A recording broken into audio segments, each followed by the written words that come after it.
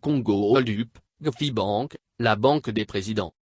Avec 3,5 milliards d'euros en dépôt, 200 employés répartis dans 11 pays, le groupe GFI Bank est indiscutablement devenu, 50 ans après sa création, le premier groupe bancaire d'Afrique centrale. Mais il est aussi connu pour des scandales et ses liens avec certaines familles présidentielles d'Afrique centrale. GFI Bank fait, aujourd'hui, l'objet de la plus grande fuite de documents bancaires d'Afrique, Congo Hold'Up. Une enquête réalisée avec Le Soir, et l'ONG Plateforme pour la protection des lanceurs d'alerte en Afrique sur la base de documents obtenus par Mediapart et PLAF. Sur son site, la GFI Bank revendique fièrement ses origines franco-gabonaises. Il y a 50 ans, en 1971, la Banque de Paris et des Pays-Bas, devenue Paribas en 1982, décide d'ouvrir une filiale au Gabon. Cette banque française n'est pas la seule à faire les yeux doux au tout jeune président Albert Bernard Bongo.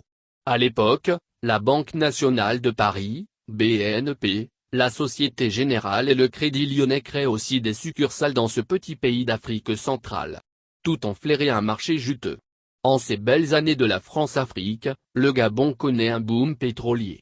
Albert Bernard, devenu Omar Bongo, en est l'un des piliers. Allié indéfectible de Paris, il gouverne le Gabon d'une main de fer jusqu'en 2009, sans qu'une très large partie de la population ne profite des bienfaits de cette manne pétrolière. La filiale gabonaise de la Banque de Paris et des Pays-Bas devient Paribas Gabon en 1982. À cette époque, la maison mère française garde encore la main. Mais dans la décennie qui suit, celle des années 1990, on assiste à un désengagement de Paribas et à une montée en puissance du pouvoir gabonais dans son capital et ses instances dirigeantes.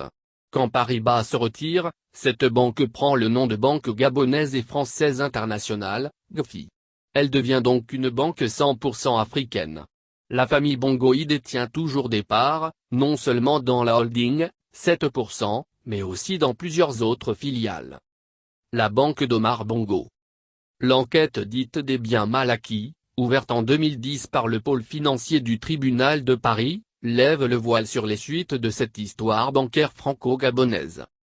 Une note de septembre 2020 de l'Office central de répression de la grande délinquance financière, OCRIF, révélée par la presse, donne des détails sur le montage.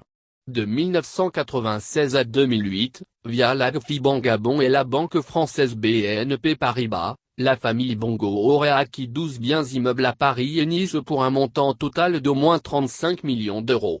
Des proches de la famille Bongo déposaient des montants en espèces sur un compte de la GFI. L'argent remontait à la BNP Paribas et servait à acquérir les immeubles sous couvert d'une société de décoration d'intérieur, Atelier 74 en relation quasi exclusive avec le président Omar Bongo, peut-on lire dans cette note.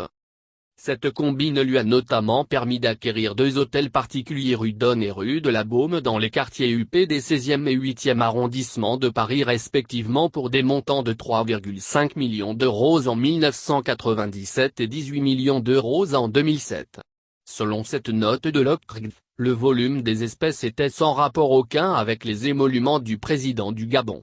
En mai 2021, la BNP Paribas est mise en examen pour blanchiment de corruption et de détournement de fonds publics.